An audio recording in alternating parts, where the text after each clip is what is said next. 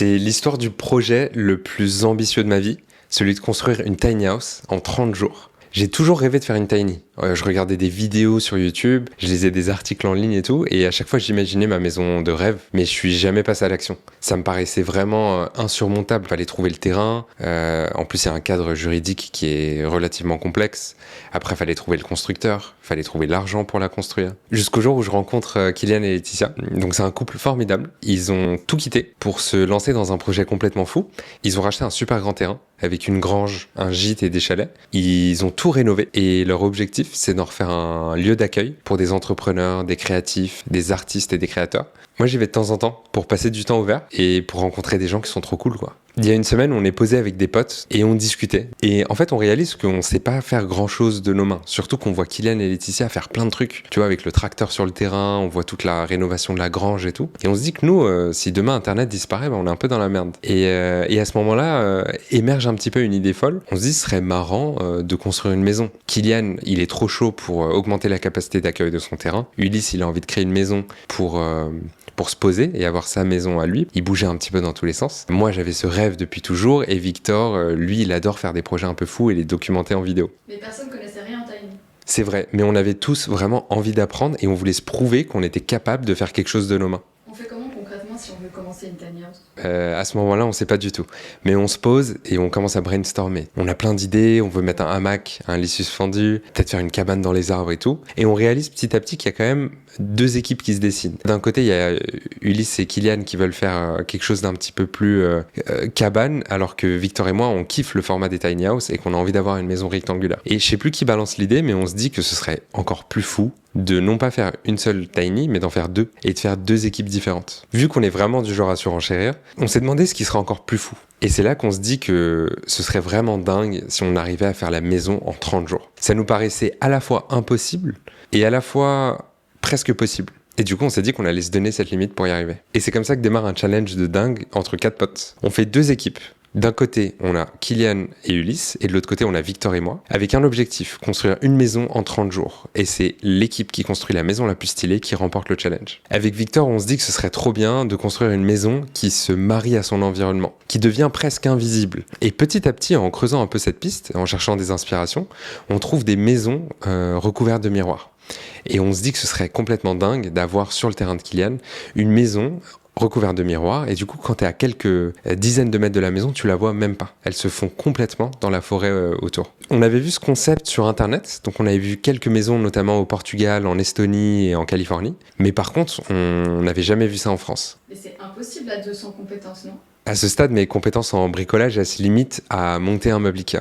Mais du coup, on est conscient d'une chose, c'est qu'il faut qu'on se crée une équipe et qu'on s'entoure de professionnels qui seront capables de nous aider pour y arriver. Je savais même pas comment commencer. J'ai posé la question à ChatGPT. De fil en aiguille, on est sorti un plan d'action. Et la première étape, c'était de trouver un constructeur de confiance qui peut nous aider et nous accompagner sur la construction de cette tiny. Parce que construire une tiny house, c'est pas comme construire un meuble Ikea. En fait, une tiny, c'est vraiment une maison qui est réglementée, mais qui aussi sera amenée à prendre la route. Pendant des semaines, on retourne Internet pour essayer de trouver le bon constructeur de tiny.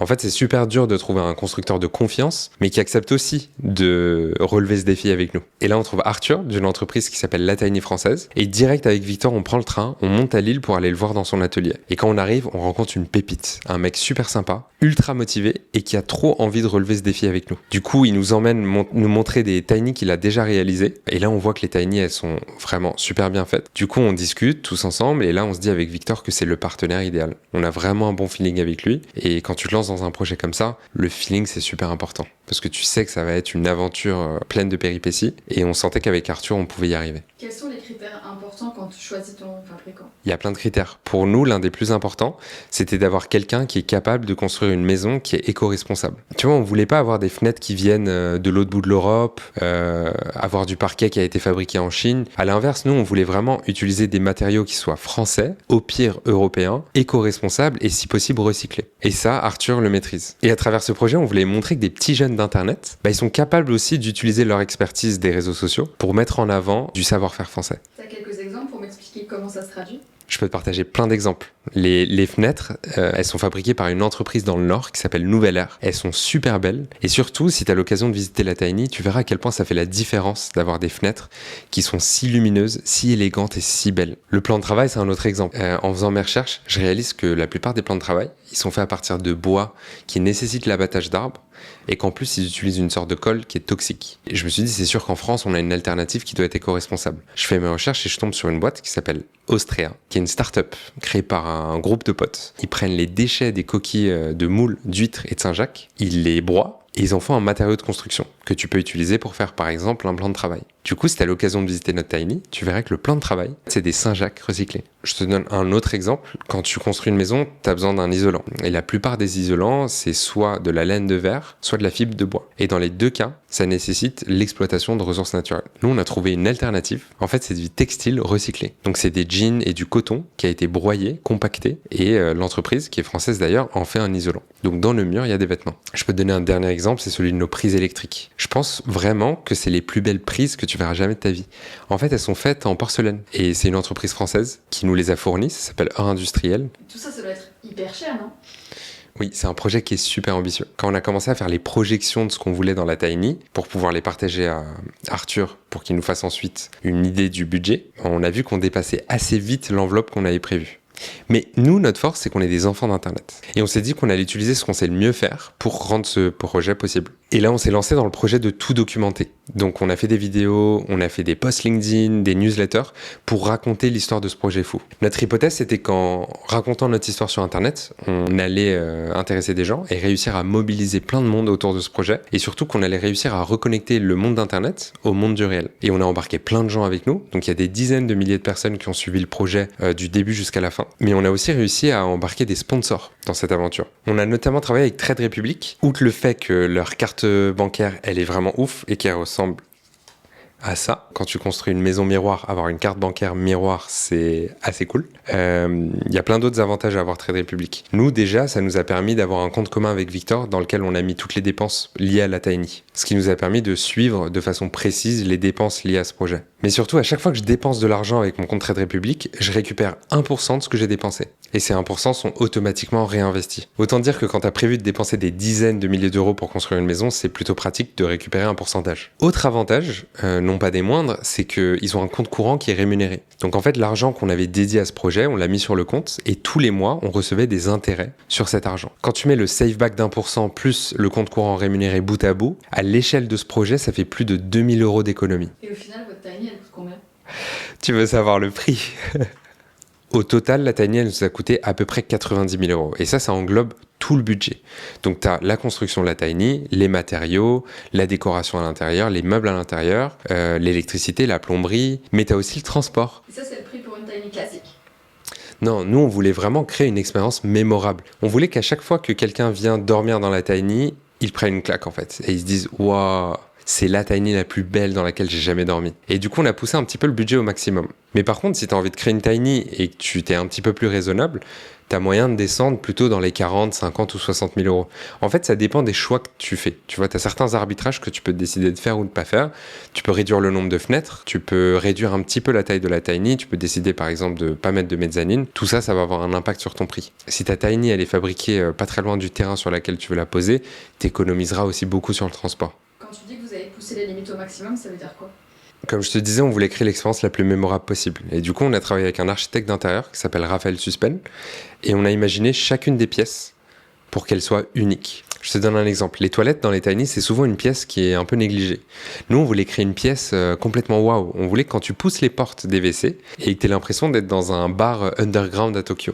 Tu as des LED qui s'allument sur le côté, les toilettes, elles sont super futuristes. Je peux te donner un autre exemple, celui de la salle de bain. On voulait que quand tu te douches, tu aies l'impression de te doucher dans la nature. Donc, tu as des fenêtres qui prennent quasiment toute la salle de bain. Et quand tu prends ta douche, tu as vraiment l'impression d'être au milieu des bois. On a vite réalisé que pour faire tout ça, il nous fallait des experts sur des sujets qui étaient très spécifiques. Et c'est là qu'entre en jeu le deuxième sponsor de ce projet, qui est Fiverr. C'est une plateforme sur laquelle tu peux réserver des prestations avec des freelances sur plein de sujets différents. Ils nous ont suivis sur tout le projet et c'était le sponsor idéal parce que quand tu construis une maison, comme je te disais, tu as besoin de plein de compétences différentes. Tu as besoin de faire des plans 3D, tu as besoin de faire des projections, de l'électronique, de l'électricité, de l'aménagement d'intérieur, etc. Et sur Fiverr, tu peux travailler avec des freelances qui sont spécialisés dans chacun de ces domaines. Je peux te donner l'exemple des toilettes. Donc comme je te disais, quand tu rentres dans les toilettes, il y a un détecteur de mouvement qui déclenche des LED sur les côtés qui s'allument un petit peu comme des flammes. Ça nécessite de programmer des petites puces électroniques pour que les LED s'allument et c'est une expertise qu'Arthur maîtrisait pas vraiment. Et sur Fiverr, j'ai trouvé un prof d'électricité qui m'a aidé à programmer les puces électroniques pour que quand tu arrives dans les toilettes, t'aies vraiment un effet waouh. Et tu parlais de communauté, comment est-ce que la communauté elle vous a aidé?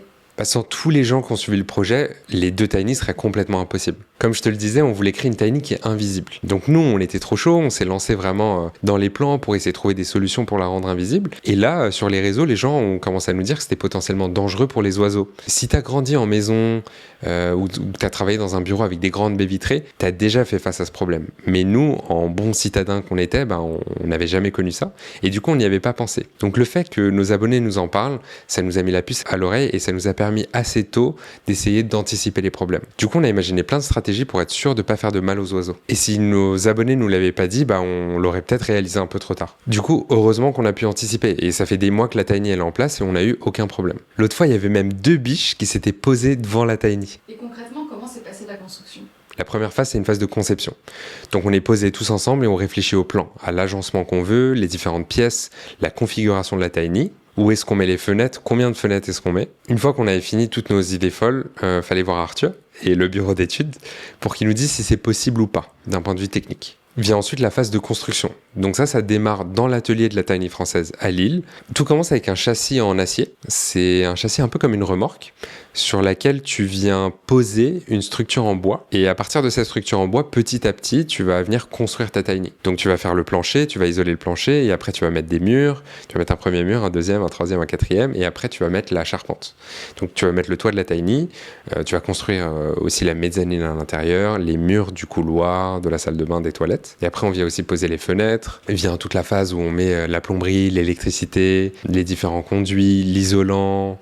Il y a un truc aussi qui est super important, c'est le pare-pluie. Toute la Tiny, elle est enveloppée par une sorte de bâche qui permet de garantir l'imperméabilité de ta Tiny. Dans la phase de construction, il y avait aussi un point qui était super important, c'était les miroirs. Donc on savait pas trop comment on allait avoir cet effet invisible, jusqu'à ce qu'on trouve un matériau qui s'appelle le Dibond. En fait, c'est 2 fines plaques d'aluminium entre lesquelles il y a un composite. Et la dernière plaque d'aluminium, celle qui est à l'extérieur, elle a un revêtement miroir. L'avantage, c'est que c'est super solide, qu'en plus ça peut se découper. Et une fois que la Tiny est prête et que les miroirs sont posés, vient l'étape la plus stressante, le transport. Donc c'est le moment où on prend le squelette de la Tiny et qu'on l'emmène de l'atelier à Lille jusqu'à son terrain, sa destination finale à Bordeaux. Donc là, elle s'embarque dans une aventure complètement folle de 800 km. En fait, on voulait la finir sur place parce qu'on voulait vraiment passer le plus de temps possible sur le terrain. Mais il y avait aussi des contraintes qui faisaient qu'on pouvait pas techniquement la finir à l'atelier. Parce que quand tu construis une Tiny, ta Tiny, elle doit pas dépasser un certain poids. Mais quand tu rajoutes du carrelage, de la plomberie ou des toilettes, tu rajoutes du poids. Et ça aurait pu nous amener à dépasser la limite légale pour prendre la route. Je pensais pas que j'allais dire un jour que ma maison, elle a pris un péage. Mais la Tiny, elle est partie de Lille et elle a pris l'autoroute. Donc elle s'est arrêtée à une pompe à essence et elle est descendue jusqu'à Bordeaux. On était flippés. On avait trop peur que la Tiny arrive en petits morceaux. Elle est arrivée sans aucune égratignure et on était super rassurés. Mais ce qu'on pensait pas, c'est que le plus difficile ne faisait que commencer. Donc le terrain est très grand. Nous, on devait poser la Tiny à un certain endroit, mais le livreur qui a ramené la Tiny, il pouvait pas la ramener jusqu'à son emplacement final. Donc ce qu'on a dû faire, c'est qu'on a dû la déplacer nous-mêmes de l'entrée du terrain jusqu'à sa destination finale. Et ça, c'était super dur parce qu'il a pas arrêté de pleuvoir avant. Donc le terrain, il était super meuble et on pouvait pas emmener la Tiny parce que si on l'emmenait, elle allait s'enfoncer. Ce qu'on a dû faire du coup, c'est qu'on a dû prendre une sorte de tracteur pour emmener la Tiny et faire un tour et passer par derrière au niveau des vignes. Et à ce moment-là, donc le chemin pour ramener la Tiny jusqu'au terrain était un petit peu plus court. Mais par contre, le terrain était super boueux et on savait que si on ramenait la Tiny, elle allait s'enfoncer dans la terre et que c'était pas possible. Et là, en réfléchissant, on a une idée de génie. Ce qu'on a fait, c'est qu'on avait des caillebotis vieux qui avaient peut-être 50 ans et on s'est dit qu'on allait les utiliser et les mettre sous les roues pour éviter que la Tiny s'enfonce. Le problème, c'est que les caillebotis faisaient à peu près 2 mètres. Donc ce qu'on a dû faire, c'est qu'on a dû mettre les caillebotis sous la tiny, l'avancer de 2-3 mètres, retirer les caillebotis, les remettre devant, et ainsi de suite. On a fait ça sur à peu près 200 mètres. Au final, les caillebotis étaient complètement détruits, mais on a pu mettre la tiny sur son emplacement final. Et à ce moment-là, tu peux vivre dedans? Pas tout à fait. Il nous reste la salle de bain, les toilettes, une partie de la plomberie, une partie de l'électricité, la peinture, l'aménagement à l'intérieur à faire. Et donc là démarre la dernière ligne droite. Donc il nous reste plus beaucoup de temps avant d'arriver à la deadline de ces 30 jours. Et pourtant, on a beaucoup de travail. On fait face à une autre grosse difficulté qui est de trouver des artisans de confiance disponibles sur la région qui peuvent nous aider à faire notamment le raccord à l'électricité, le raccord à l'eau et à l'évacuation d'eau.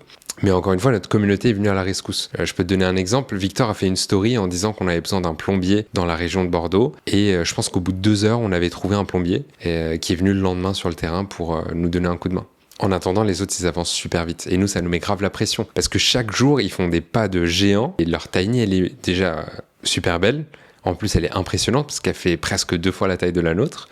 Et ça nous met trop la pression. Ils sont là sur le chantier tous les jours à avancer, alors que nous, on fait face à des murs et on bloque tout le temps. Du coup, je peux te montrer quelques photos de leur cabane. C'est la cabane de l'explorateur. Elle est en hexagone, donc tu as un duplex, tu as l'espace nuit en haut, la salle de bain en bas, la cuisine, un petit espace où tu peux te poser sur une table et manger. Tu as aussi le bureau d'Ulysse avec tous ses tiroirs. Et je peux aussi te montrer les photos de la nôtre. Déjà de l'extérieur, tu vois, tu as les 2 côtés qui sont recouverts de miroirs. De loin, on dirait que c'est du miroir, mais en fait, quand tu te rapproches, c'est beaucoup plus visible et beaucoup plus opaque qu'un miroir. Et de les 2 autres côtés, tu as un bardage en bois. Après, tu as une porte invisible et si tu la pousses, tu arrives dans un couloir qui est complètement obscur. Du coup, tu comprends pas trop où est-ce que tu arrives. Et là, tu dois pousser des portes qui sont aussi invisibles pour découvrir chacun des univers. Donc la première porte, c'est les toilettes. La deuxième porte, c'est la salle de bain. Et la troisième porte sur ta droite, c'est la pièce principale de vie. Et là, du coup, tu arrives sur mon endroit préféré. C'est l'endroit le plus lumineux. Tu as l'impression vraiment d'être au milieu de la nature. T'as presque 4 mètres de hauteur sous plafond. T'as le lit qui est en mezzanine. On voulait vraiment mettre un grand lit. C'est un 160 par 200 qui nous a été offert par Kipli. C'est un matelas digne d'un hôtel 5 étoiles. Tu dors vraiment super bien dessus. Trop stylé, et au final, c'est qui a gagné le concours? Au début, c'était très serré, et puis assez vite, l'écart s'est creusé. On avait fait voter nos communautés, et la tiny avec le plus de votes remportait le concours. Et c'est eux qui l'ont gagné. Et ce qui est super cool aussi, c'est qu'on a fait gagner plein de nuits à nos abonnés. Donc nos abonnés pouvaient passer des nuits dans les tiny. Fort de cette expérience, tu donnerais quoi comme conseil à quelqu'un qui veut construire sa tiny? Mon premier conseil, ce serait de réserver des nuits dans des tiny, et d'aller dormir dedans, dans différentes tiny, avec des concepts un peu différents, pour essayer de comprendre quelle est la forme de tiny qui t'intéresse ou qui pourrait te plaire, et aussi de discuter avec les propriétaires de ces tiny, pour essayer de comprendre un peu leurs contraintes, peut-être les choix qu'ils ont faits qu'ils regrettent, mais aussi les choix dont ils sont vraiment satisfaits. Et ça va te permettre de mieux comprendre quel modèle de tiny est fait pour toi. Mon deuxième conseil, ce serait de choisir le bon fabricant. Donc tu peux aller voir différents fabricants dans leurs ateliers, leur demander à te montrer des tiny qu'ils ont créés. Ça te donnera une meilleure idée du fabricant et peut-être tu vas éviter certaines erreurs. T'en retiens quoi? T'as appris quoi? J'ai adoré travailler sur ce projet. Ça a été une très belle expérience aux côtés de Kylian, d'Ulysse, de Victor, mais aussi d'Arthur, de Raphaël, de nos partenaires Fiverr et Trade Republic qui nous ont beaucoup aidés, mais aussi des milliers de personnes qui nous ont soutenus et de tous les gens qui ont été impliqués dans le projet. En fait, tu pourrais penser que la Tiny, ça a été juste un projet à 4, 5, 6, mais au final, il y a plus d'une trentaine de personnes qui ont été impliquées juste sur notre Tiny, que ce soit nos partenaires, Kipli, Heure Industrielle, les gens qui sont venus nous aider sur le carrelage, l'électricité, la plomberie, le bardage extérieur, les miroirs, le dibon, tout ça, ça a été vraiment une aventure d'équipe qui a été formidable.